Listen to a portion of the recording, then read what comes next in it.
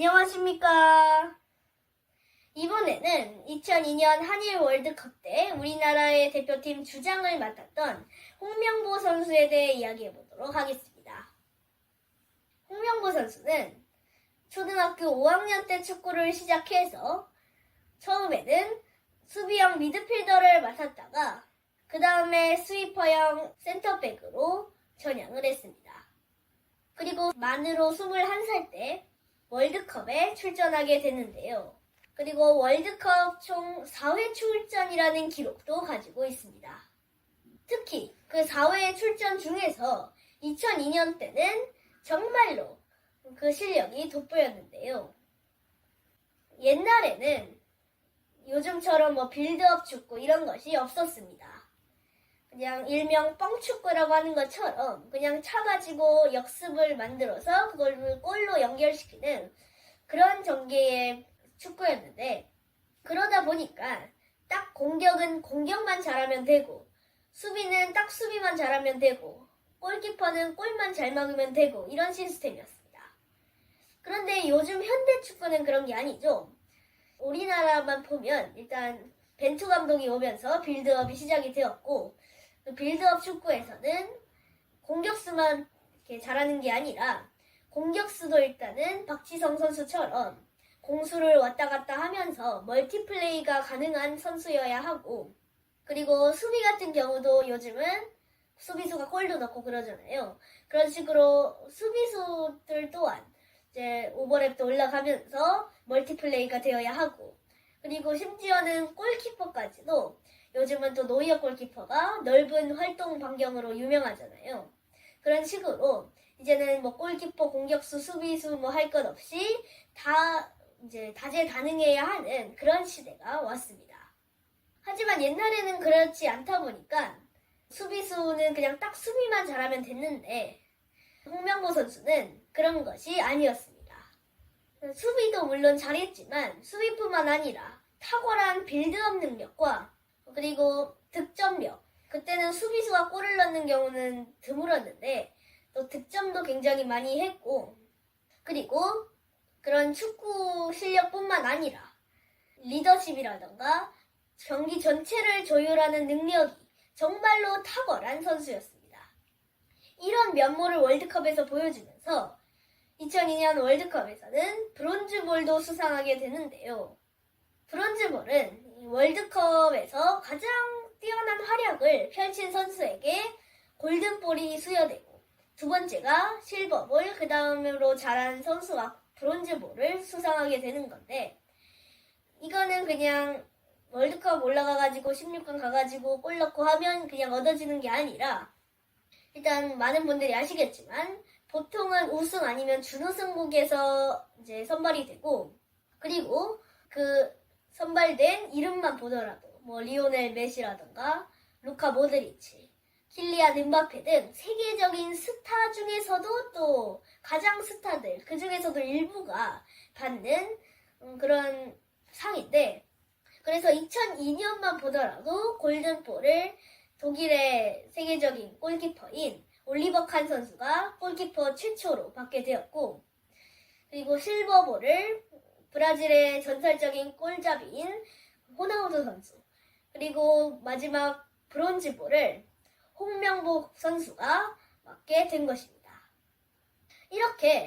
이런 활약으로 함부르크나 바르셀로나 같은 그런 명문 팀에서 러브콜이 올 정도로 우리나라에서는 정말로 대단했던, 우리나라의 정말로 자랑스러운 선수인데요.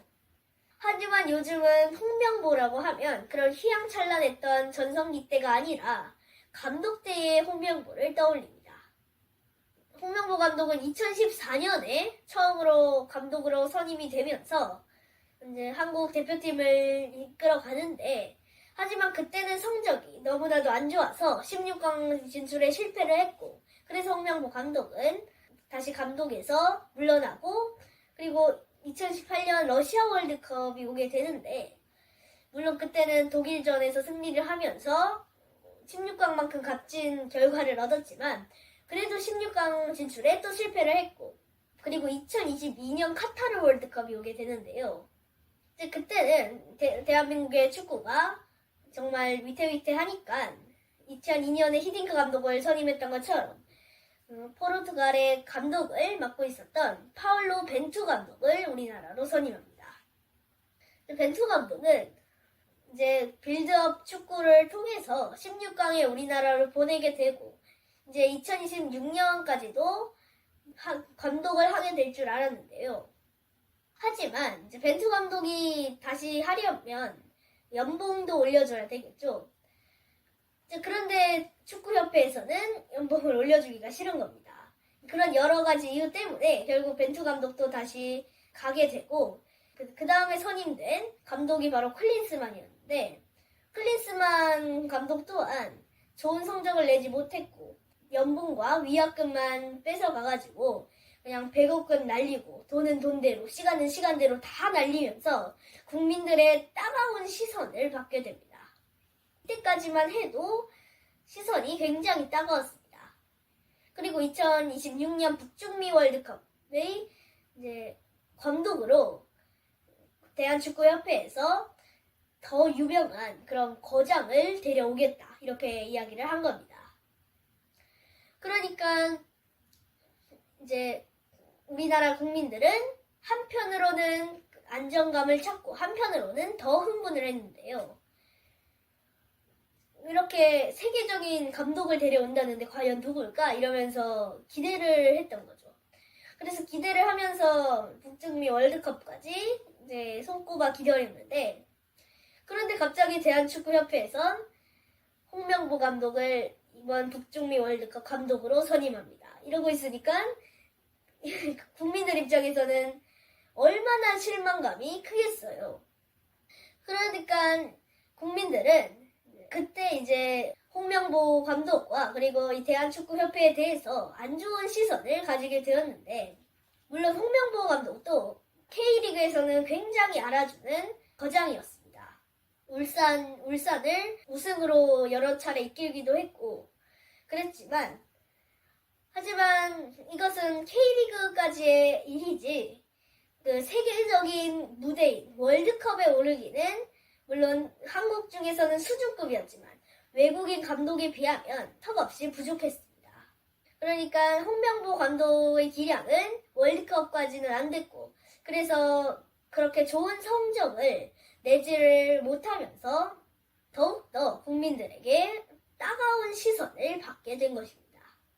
이런 점에서 보니까 정말 홍명보 선수는 2002년 때까지만 해도 인터넷에다가 홍명보 치면은 그런 휘황찬란했던 역사가 쭈루룩 떴을 텐데 지금은 홍명보 치면은 이제 국민들에게 이제 욕먹는 그런 홍명보만 쭈루룩 뜨는데 물론 홍명보 감독이 잘못한 것은 아니지만 그래도 그동안 쌓아왔던 커리어가 있는데 감독을 하면서 그것이 무너졌다는 게 좀 안타까웠고 그리고 또 그것만 아니라 우리나라의 축구가 2022년에 16강에 올라갈 수 있었는데 어떻게 될지 모르지만 이렇게 조금씩 안 좋아지고 있다는 것도 안타까웠는데요.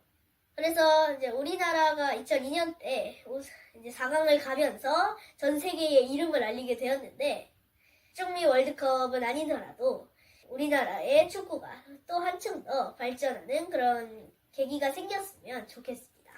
감사합니다.